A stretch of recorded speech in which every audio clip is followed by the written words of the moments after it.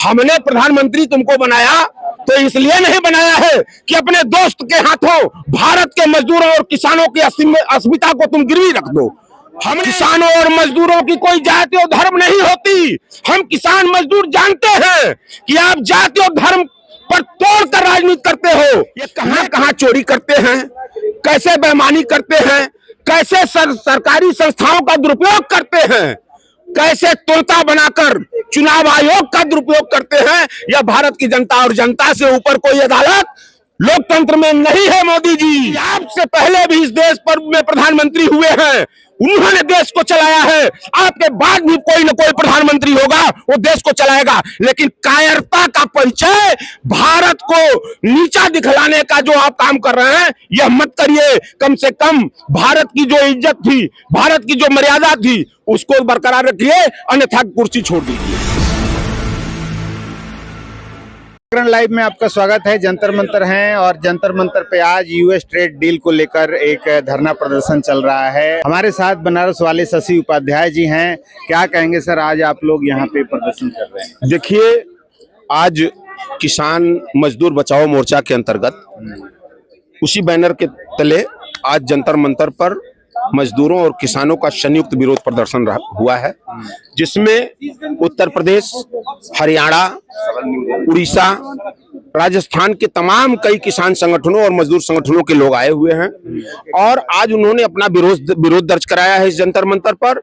और वर्तमान भाजपा सरकार, प्रधानमंत्री नरेंद्र मोदी जी को उन्होंने ये संदेश देने का काम किया है कि जो आप यूएस ट्रेड डील करके आए हैं, जो अमेरिका के साथ आप डील किए हैं, उस डील को हम भारत के मजदूर और किसान मानने को तैयार नहीं हैं। जिस प्रकार आप रोज अमेरिका के दबाव में भारत के मजदूरों, भारत के किसानों, भारत के नौजवानों का शोषण कर रहे हैं, उनको कमजोर करने का काम कर रहे हैं, हम भारत के लोग, आप चूंकि देश को आपको हम लोग, इस जनता ने संवारने और सजाने के लिए आपको गद्दी पर बैठाया था, बर्बाद करने के लिए नहीं बैठाया था। और अगर आप बर्बाद करने का काम करोगे तो ये भारतवर्ष की जनता है, 2 मिनट नहीं लगेगा, मोदी जी सत्ता से उखाड़ कर फेंक देने का भी काम करेगी आपको। और देख लीजिएगा, इस बार जिस तरीके से उन्होंने मजदूरों किसानों को छेड़ने का काम किया है, मजदूर और किसान इस देश का वह रीढ़ है, वह ताकत है,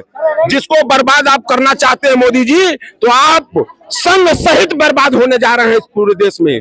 पूरे पार्टी के साथ यह मजदूर और किसान भाजपा को बर्बाद कर देगा और आपको गद्दी से उखाड़ कर फेंक देगा। उनके प्रिय दोस्त हैं डोनाल्ड ट्रंप, उनके दबाव में देखिए, उनके प्रिय दोस्त हो सकते हैं, दोस्त होना एक अलग विषय है।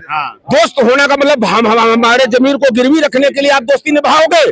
हमने प्रधानमंत्री तुमको बनाया तो इसलिए नहीं बनाया है कि अपने दोस्त के हाथों भारत के मजदूरों और किसानों की अस्मिता को तुम गिरवी रख दो।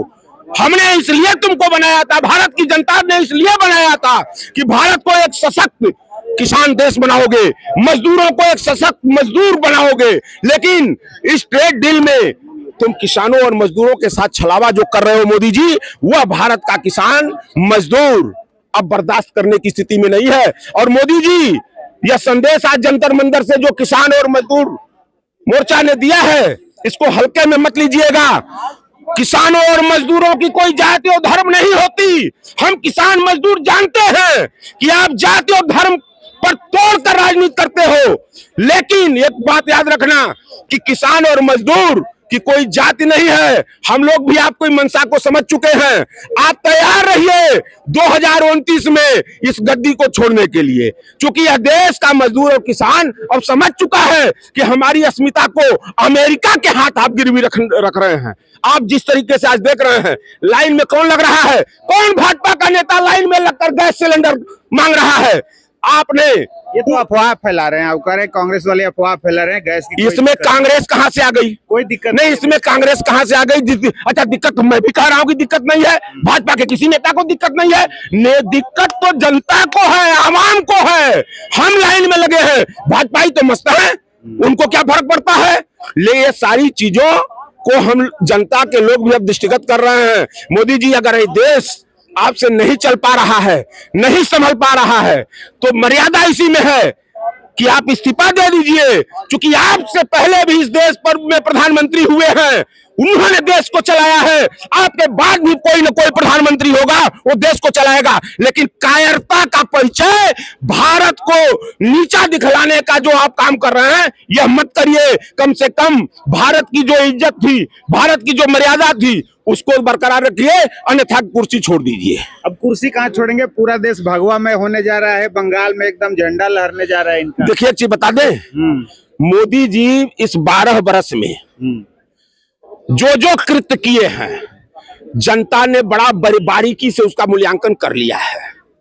ये कहां कहां चोरी करते हैं, कैसे बेईमानी करते हैं, कैसे सरकारी संस्थाओं का दुरुपयोग करते हैं, कैसे तोता बनाकर चुनाव आयोग का दुरुपयोग करते हैं, यह भारत की जनता और जनता से ऊपर कोई अदालत लोकतंत्र में नहीं है। मोदी जी, जनता से बड़ी कोई ऐसी अदालत बनी ही नहीं।